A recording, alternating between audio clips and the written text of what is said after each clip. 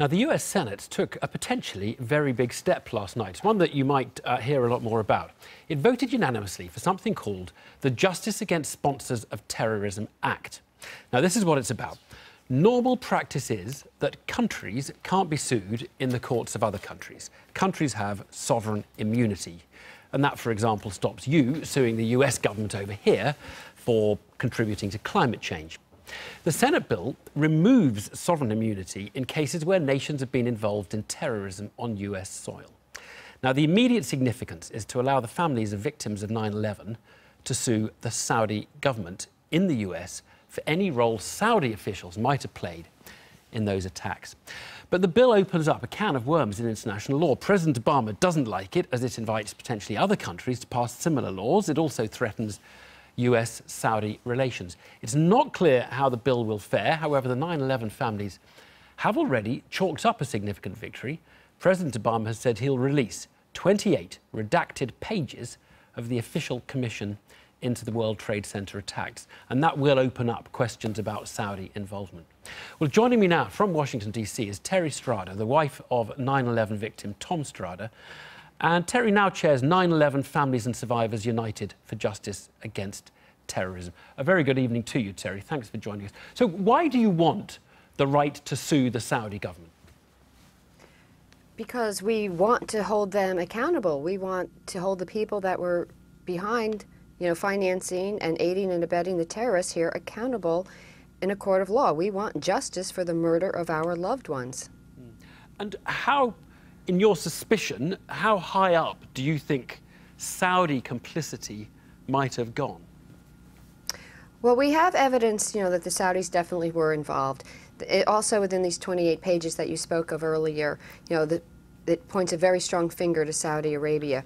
How far up it goes exactly, I'm not sure, but that's a good reason to bring this into a court of law and let the evidence be seen and let the investigations continue that were stopped, back when the commission finished its work and it didn't get to fully investigate the Saudi involvement. So we need to know exactly, You're right, how far up does this go? But, I mean, one person who's seen those pages, you will know, is one of the commissioners, John Lehman, who has somewhat broken ranks with the commission and talked about this. And I think he said he saw no evidence that the Saudi government as an institution was involved in the attacks. I mean, so I'm just wondering whether the Saudi government is the right target or whether it's the individuals who were employees of the Saudi government who should be the appropriate target of legal action.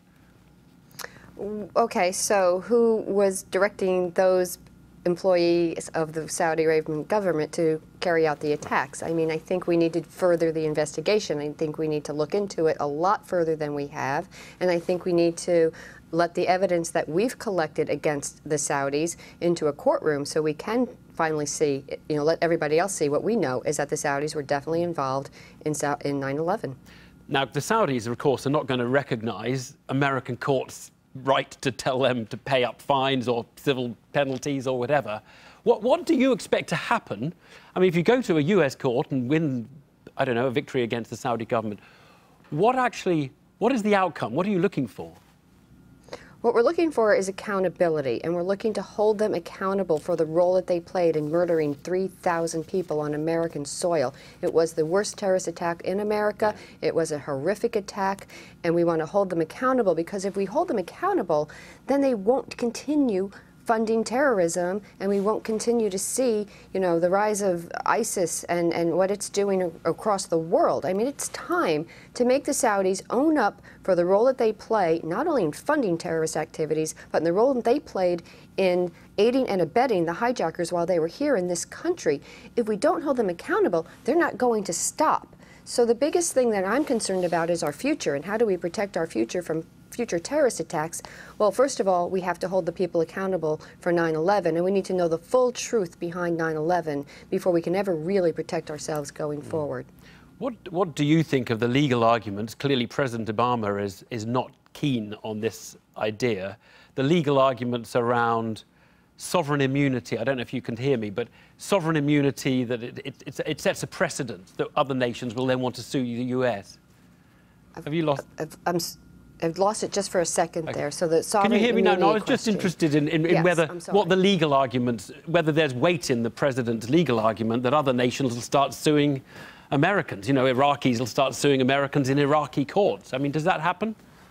No, absolutely not. Every country has their own sovereign immunity laws already set in place, just like we do. And within our sovereignty immunity laws, there's already an exception to the Foreign Sovereign Immunity Act that you can hold people accountable for their acts of terrorism. That has just been misinterpreted by our courts. So we're just trying now to fix that issue with our the Justice Against Sponsors of Terrorism Act, and hold the people that aid and abet or finance a terrorist attack on American soil that happens to injure or murder Americans.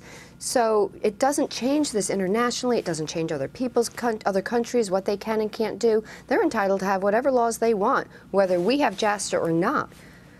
Terry Strada, thank you so much. And people will be watching this with, I think, very great interest. Thank you very much indeed. Yes, very closely. Thank you very much. Thanks. Thank you.